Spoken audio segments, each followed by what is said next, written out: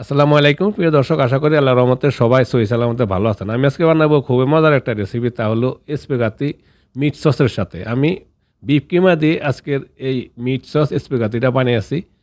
আপনারা মটন কিমা দিয়েও বানাতে পারেন। তাহলে চলুন রেসিপিটা এখানে শুরু করি। এখানে আমি 700 গ্রাম বিফ কিমা ধুয়ে ভালো করে পানি ঝরিয়ে নিয়ে নিয়েছি। এবার আমি চুলে একটা পাতিল বসিয়ে দিয়ে প্রথমে খালি কিমাগুলো পাতিলে দিয়ে দিলাম, আর এখানে 2টা পেঁয়াজ কুচি দিয়ে দিলাম। এবার পেঁয়াজ আর কিমাগুলো আমি ভালো করে প্রথমে একটু 5 মিনিট এভাবে হাই হিটে রেখে কষিয়ে নিয়ে একটু ব্রাউন কালার করে নিয়ে নিব।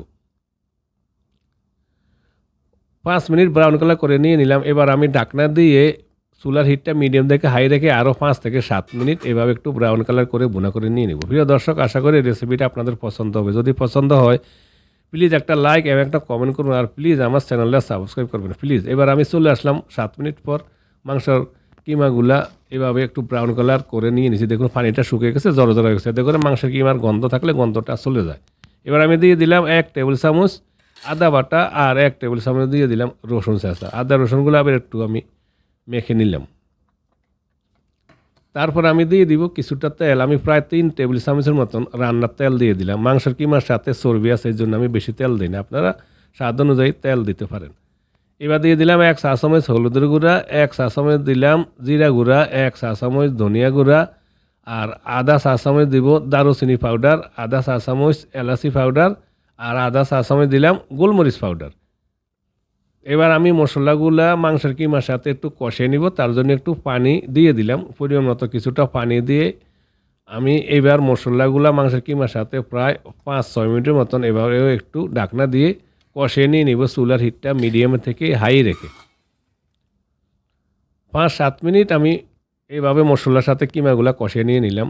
কষান হয়ে গেছে ভালো করে, 5-7 মিনিট আমি কষিয়ে নিয়ে নিছি। দেখুন শুকনা জর্জরা হয়ে গেছে। এবার আমি অ্যাড করব টমেটো। আমি ক্যানের টমেটোটা ব্যবহার করছি, আপনারা চাইলে ফ্রেশ টমেটো ব্যবহার করতে পারেন। 1 ক্যানে 400 গ্রাম করে 2টা ক্যান আমি দিয়ে দিলাম সফট টমেটো। এইভাবে আমি 2টা টমেটোর ক্যান দিয়ে দিলাম। আমি দিয়ে দিলাম স্বাদ মতো লবণ, প্রায় 1.5 টেবিল চামচের মতন আমি লবণ দিয়ে দিলাম। এবার একটু ভালো করে সসটা মেখে নিব, আর ঢাকনা দিয়ে এবার হিটটা আমি মিডিয়াম করে নিব। মিডিয়ামে হিটে রেখে 15-16 মিনিট আমি এভাবে সসগুলা ভালো করে একটু ভুনা করে নিয়ে নিলাম। মিডিয়াম হিটে রাখলে ভালো করে একটু সসটা ভুনা করা হয়, হিটটা বেশি বাড়ানো যাবে না। এবার আমি দিয়ে দিলাম 1 টেবিল চামচ হোয়াইট সুগার। সসটা যাতে একটু সুইটনেস হয় তার জন্য হোয়াইট সুগার দিয়ে দিলাম 1 টেবিল চামচ। এবার আমার সস বানানো রেডি। এবার অন্য একটা চুলাতে ডিপ হিটে আমি রেখে দিব, আর এখানে স্পেগাতি বয়েল করার জন্য পর্যাপ্ত পরিমাণে কিছু পানি দিয়ে দিলাম। একটা পাতিলার ঢাকনা দিয়ে দিলাম যাতে তাড়াতাড়ি পানিটা বলক আসে। পানিটা বলক এসে গেছে কিছুক্ষণ পর।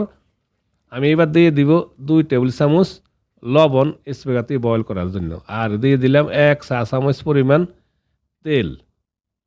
তারপরে এখানে আমি 1 প্যাক স্পেগাতি 500 গ্রাম ওজনের 1 প্যাক স্পেগাতি নিয়ে নিছি। স্পেগাতিগুলো এবার বয়েল করার জন্য দিয়ে দিব, আর স্পেগাতিগুলো বয়েল হওয়ার জন্য আমার 15 মিনিট টাইম লাগছে। স্পেগাতির ধরন অনুযায়ী টাইম লাগতে পারে, কমও লাগতে পারে, বেশিও লাগতে পারে, আপনারা তা দেখে বয়েল করে নিয়ে নেবেন। স্পেগাতিগুলো আমার বয়েল করা হয়ে গেছে।